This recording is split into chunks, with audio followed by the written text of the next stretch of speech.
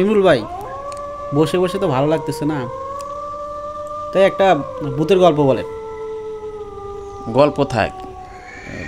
আজকে একটা সত্য ঘটনা বলবো আপনাকে। একটা সত্য ঘটনা বলবো, সেটা আসলে আমার নানার সাথে ঘটে গেছে আর কি।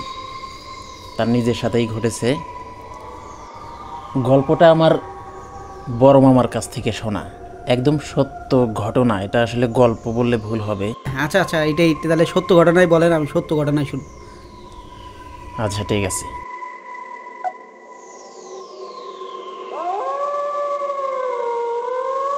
আসলে নানা ওই ইয়া জিন হাজির করতো। জিন না, পরী। পরী হাজির করতো। তো পরীটা খুব সুন্দরী ছিল। মানে পরী তো সাধারণত সুন্দরী হয়, তারপরে মানে উনি খুব সুন্দর ছিল। তো নানা তাকে দেখেই প্রেমে পড়ে যায়। তো প্রত্যেক দিন রাত্রে সে আসতো, মানে তাকে হাজির করতো নানা। হাজির করে সারা রাত গল্প করতো। আবার মানে শেষ রাত্রের দিকে আর কি, তখন চলে যেত। প্রত্যেক দিনই আসতো, প্রত্যেক রাত্রেই, দিনে না, প্রত্যেক রাত্রেই নানা নিয়ে আসতো। সারা রাত গল্প করতো, একসাথে শুয়ে থাকতো, মানে সব কিছুই করতো। তো নানা একদিন মনে মনে ভাবলো যে তাকে একদম সারা জীবনের জন্য রেখে দেবে, মানে বিয়ে করবে, এরকম ভাবলো আর কি। তো যেই কথা সেই কাজ। নানার তো সবই নিয়ম কারণ জানা ছিল যে কিভাবে কি করতে হবে। তারপরেও ভালো করে করার জন্য ওই পরীটাকেই জিজ্ঞাসা করলো যে আচ্ছা, যদি আমি তোমাকে আমার কাছে সারা জীবনের জন্য রাখতে চাই তাহলে কি করতে হবে, বা তুমি আমার কাছে দিনের বেলায় কিভাবে থাকতে পারবে, মানুষের রূপ নিয়ে তুমি আমার সাথে দিনে কিভাবে থাকতে পারবে, একটা দিন আমার সাথে থাকো। তো রাজি হয় না, ও পরীটা রাজি হয় না। ভালোবাসে তো, দুজনেই দুজনকে খুব ভালোবাসে। তো এক পর্যায়ে রাজি হয়ে গেল। বলল যে আমার গায়ে যে পোশাকটা আছে, এই পোশাকটা খুলে ফেললেই আমি যে রূপ নিয়ে এই পোশাকটা খুলবো সেই রূপেই আমার থাকতে হবে। মানে পোশাকটা আবার যখন পরবো তখন আমার শক্তি ফিরে পাবো, তাছাড়া আমার কোনো শক্তি থাকবে না। এই পোশাকটাই মূলত আমার শক্তির উৎস। তো পরে একদিন রাত্রে ওই পরীটাকে হাজির করলো। হাজির করে ওই পোশাক সে আগের থেকেই ব্যবস্থা করে রাখছিল। ওই পোশাকটা একটা মাটির হাঁড়ির মধ্যে ভরে, মানে ওই পরীটার অজান্তেই এগুলো করছে। মানে জামাটা খুলছে, মানে গল্প করতে করতে, মানে তাদের মধ্যে তো ভালো সম্পর্ক ছিল, ভালোবাসার সম্পর্ক, মধুর সম্পর্ক ছিল। রোমান্টিক মোডে ওই তার পোশাকটা খুলছে।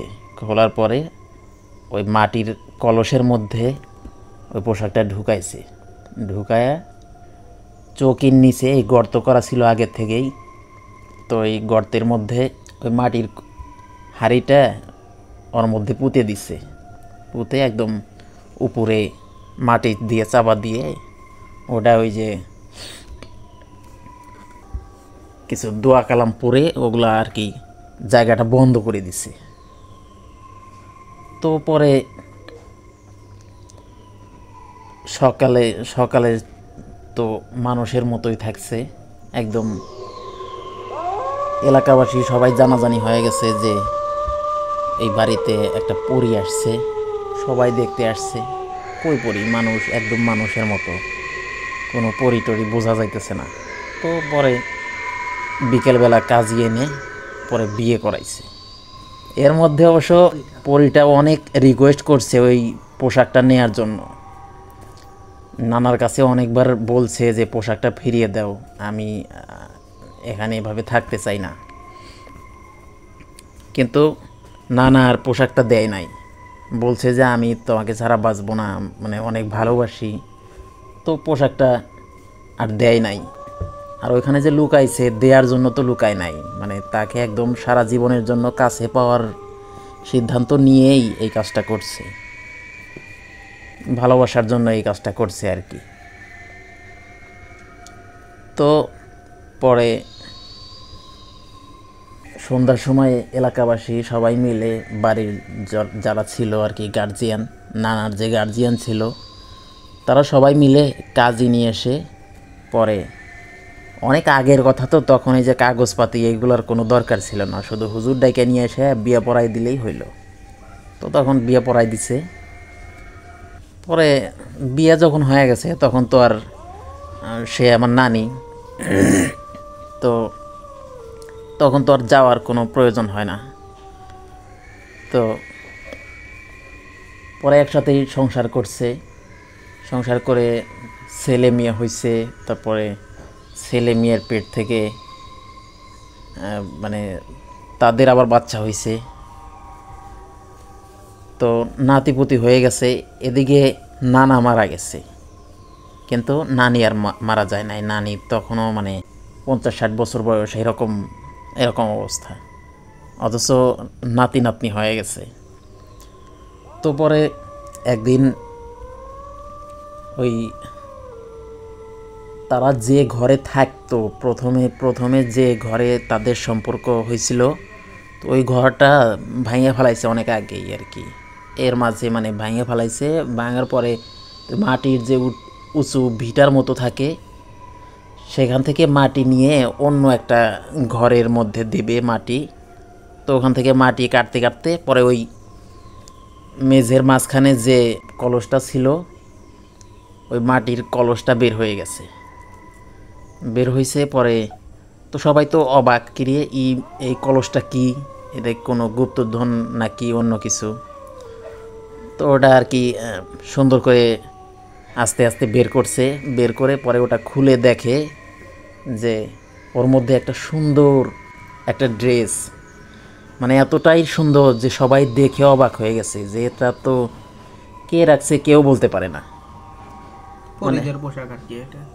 হ্যাঁ, একদম অবাক, সবাই একদম অবাক যে এত সুন্দর ড্রেস কোত্থেকে আসলো।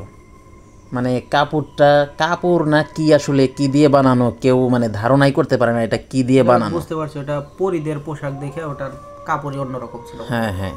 তো পরে ওই পোশাকটা তার নাতনিরা নিছে আর কি, নাতনি ছিল, ওরা ওই পোশাকটা নিছে। নিয়ে পরে বলছে যে দাদি যেহেতু আছে তাহলে দাদির কাছে শুনে দেখি এই পোশাকটা কার। পরে দাদির কাছে বলছে যে দাদি তোর ঘর ছিল এইটা, তাইলে তোর ঘরের মেঝের মধ্যেই তো পাওয়া গেছে, তাহলে এটা কার, তুই তো বলতে পারিস। তো ওই নানি ওইটা দেখেই একদম তার চোখ দিয়ে পানি বের হয়ে গেছে।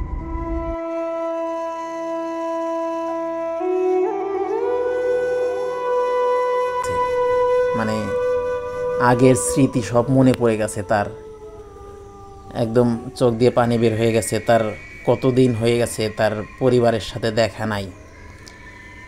তো পরে অনেকক্ষণ কান্নাকাটি করছে, করার পরে বলছে যে পোশাকটা আমার। তো পরে নাতনিরা ধরছে যে এই পোশাকটা তোর, দেখি পর, তো তুই পরলে কি হয়, শুনছি তুই নাকি পরি, কিন্তু কোনোদিন তো ওইভাবে দেখি নাই, তো পরলে কেমন দেখা যায় দেখব।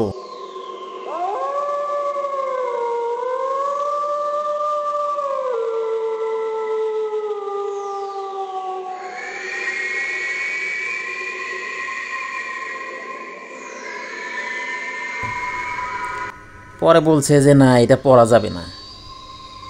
তো মানে তখন যখন প্রথম আর কি, প্রথম দিকে ছিল, তখন ওই পোশাকটা সে খুঁজতে খুঁজতে হয়রান হয়ে গেছে। মানে তখন তার পরিবারের একটা মায়া ছিল, কিন্তু এইখানে তো এতদিন থাকার পরে এদের একটা সম্পর্ক হয়েছে।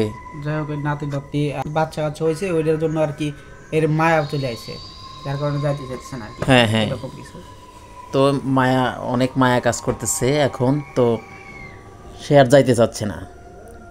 তো তারপরেও নাতনিরা অনেক রিকোয়েস্ট করছে যে পড়লেই তো আর যাওয়া লাগতেছে না, তুমি দেখবো আর কি তোমাকে কেমন লাগে, কিভাবে তুমি পড়ি হও আর কি।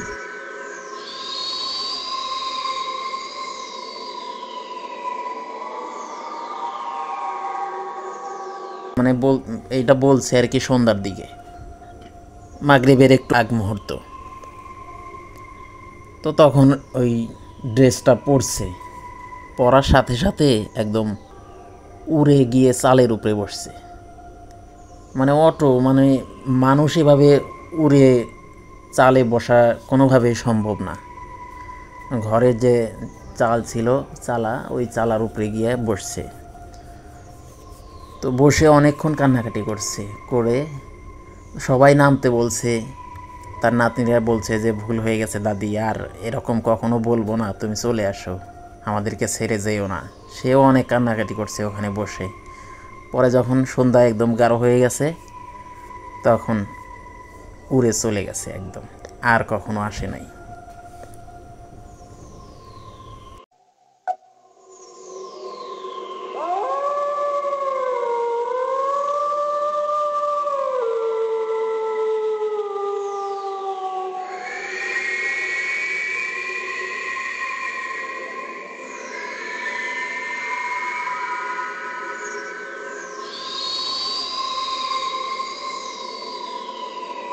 এই তো এটাই ছিল। তো খুব সুন্দর একটা সত্য ঘটনা, খুব ভালো লাগলো শুনে। আচ্ছা যাই হোক, পরবর্তীতে আবার একটা গল্প আপনার কাছ থেকে শুনতে হবে। ঠিক আছে, শোনাবো ইনশাল্লাহ।